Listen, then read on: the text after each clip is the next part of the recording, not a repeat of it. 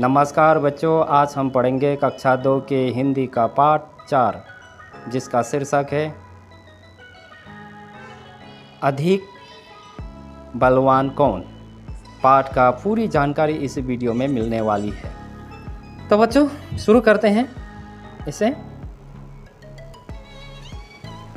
तो सबसे पहले हम एक एक लाइन को एक एक पंक्ति को पढ़ेंगे। आप भी पढ़ना। एक बार हवा और सूरज में बहस छिड़ गई। हवा और सूरज, याद रखिए, हवा और सूरज में बहस छिड़ गई मतलब बातों बातों में उलझ गया। हवा ने सूरज से कहा, मैं तुमसे अधिक बलवान हूँ। हवा ने सूरज से कहा कि मैं तुमसे अधिक बलवान हूँ। बलवान हूँ मतलब ताकतवर हूँ। अब सूरज भी तो मानने वाला नहीं था। सूरज ने हवा से कहा, मुझ में तुमसे ज़्यादा ताकत है। इतने में हवा की नज़र एक आदमी पर पड़ी। हवा ने कहा, इस तरह बहस करने से कोई फ़ायदा नहीं है। फ़ायदा नहीं है मतलब कोई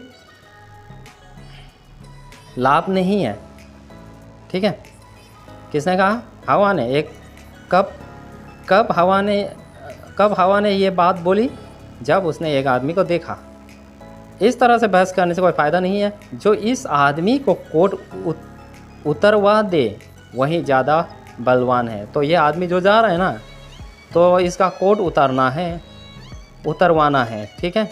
जो इसका कोट उतरवाएगा या उतरवा सके वही सबसे बलवान है। सूरज हवा की बात मान गया। सूरज ने कहा, ठीक है, दिखाओ अपनी ताकत। तो हवा ने अपनी ताकत दिखानी शुरू की।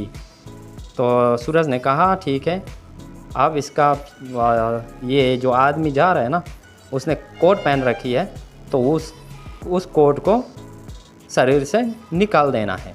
ठीक है। तो हवा ने अपनी ताकत दिखानी शुरू की। तो किस तरह से दिखाई? आदमी की टोपी उड़ गई, पर कोट उसने अपने दोनों हाथों से शरीर से लपेटे रखा और जल्दी जल्दी कोट के बटन में बंद कर दिया। तो उस आदमी को अब कोट उतारवाना था। तो हवा ने क्या किया? हवा ने जोर जोर चलने लगी और उस आदमी की जो टोपी थी वो हवा में उड़ गई, पर कोट नहीं उड़ा, क्योंकि उस आदमी ने दोनों हाथों से शरीर से वो कोट जो है ना लपेटे रखा था। तो जल्दी जल्दी कोट के बटन बंद कर दिए। तो उस आदमी ने तो कोट हवा के साथ उड़ सकता है, इसलिए उसने अपना कोट जो है बंद कर दिया, बटन बंद कर दिया कोट का। ठीक है। तो उसके बाद आते हैं उसमें फिर से हवा और ज़ोर से चलने लगी।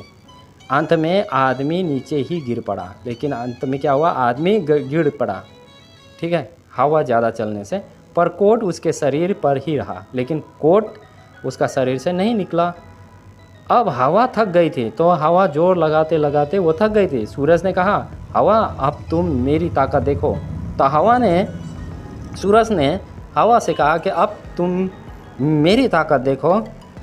सूरज तपने लगा। तो ताकत दिखाने के लिए सूरज ने अपनी ताकत दिखाने के लिए वो तपने लगा। ठीक है।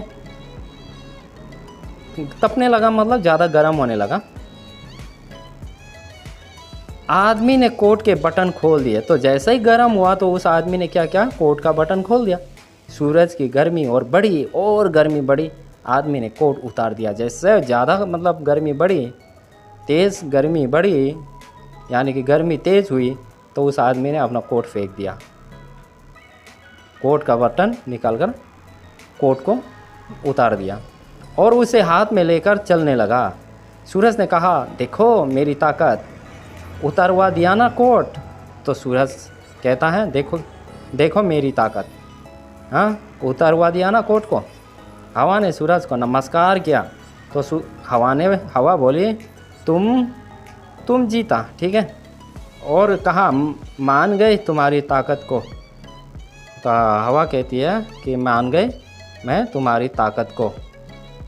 तो ये है बच्चों इसकी कहानी का शीर्षक है अधिक बलवान कौन है। अधिक बलवान कौन? तो आपने कहानी सुनी, आपने कहानी पढ़ी। आप इसको घर में कहानी को पढ़ना है, किताब खोलना है और उसके बाद शुरू करना है पढ़ने के लिए। अब हम आते हैं अभ्यास की ओर। कुछ अभ्यास करना है। तो बच्चों, ये है आपका प्रश्नोत्तर। आप अपने कॉपी में इसे नोट करें, ठीक है। कक्षा 2 पाठ 4 अधिक बलवान कौन। तो यहाँ पे लिखा हुआ है, हम पढ़ेंगे एक एक करके और आप नोट करें इसे। और पहला जो प्रश्न है, हवा को ऐसा क्यों लगा होगा कि वो सूरज से अधिक बलवान है। तो आपका उत्तर है, हवा अपनी ताकत से पेड़ पौधे घर उखाड़ देती है, इसलिए उसे लगा होगा कि वो सूरज से अधिक बलवान है। तो ये हुआ आपका क का उत्तर। अब देखते हैं ख। आदमी ने गर्मी लगने पर कोट उतार दिया, तुम गर्मी लगने पर क्या क्या करती हो। तो उत्तर है, मैं गर्मी लगने पर ठंडे पानी से नहाता हूँ और पंखे के पास बैठता हूँ। पंखे के पास बैठता हूँ, इसे नोट करें आप। बताओ, नंबर घ में है, बताओ इन में से कौन अधिक बलवान है।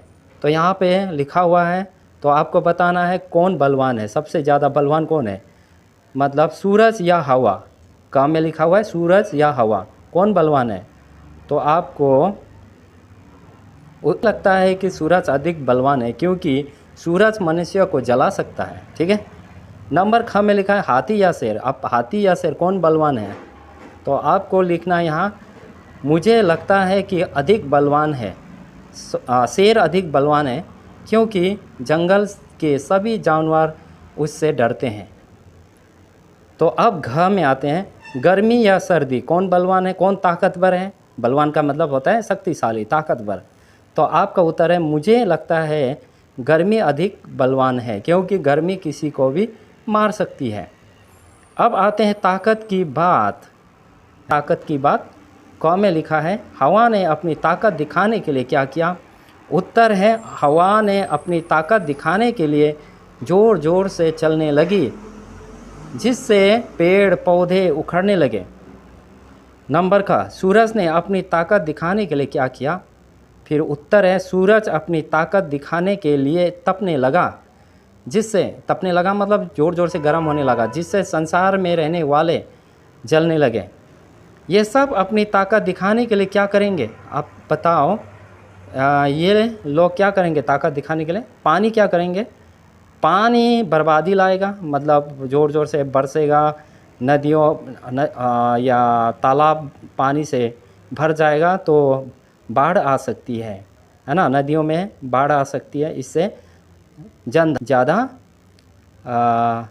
बर्बादी हो सकती है।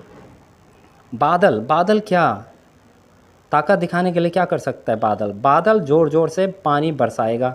पहाड़ क्या कर सकता है, पहाड़ अपनी ओर आने वाली हवा को रोकेगा। उसके बाद है फिर एक के बदले दूसरा। अब क्या करना है इसमें आपको, नीचे लिखे शब्दों की जगह तुम और कौन से शब्द चुन सकते हो। अधिक, अधिक के बदले आप दूसरा लिख सकते हैं, मतलब उसका अर्थ एक ही होना चाहिए। तो अधिक शब्द का इस्तेमाल किए बगैर आप दूसरा शब्द क्या इस्तेमाल कर सकते हैं, ज़्यादा। अधिक का अर्थ हुआ ज़्यादा, शरीर का अर्थ हुआ तन, फ़ायदा का अर्थ हुआ लाभ, झगड़ा का अर्थ हुआ लड़ाई, नमस्कार का अर्थ हुआ नमस्ते, उसके बाद सर्दी का अर्थ हुआ ठंड। तो बच्चों, आपका पाठ यहीं समाप्त होता है और दूसरा पाठ हम लेकर आएंगे नए वीडियो में। तब तक के लिए मुझे इजाज़त दीजिए। धन्यवाद।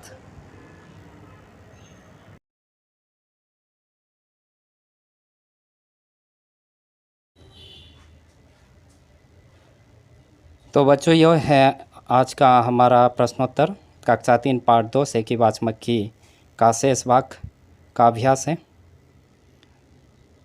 तो इसमें लिखा हुआ है भाषा, भाषा, भाषा की बात। इन वाक्यों को अपने ढंग से लिखकर बताओ। शेर आग बबूला हो उठा, मतलब शेर को बहुत गुस्सा आया। उसके बाद उसकी ज़रा खबर लो ना, तो इसको हम कैसे लिखेंगे।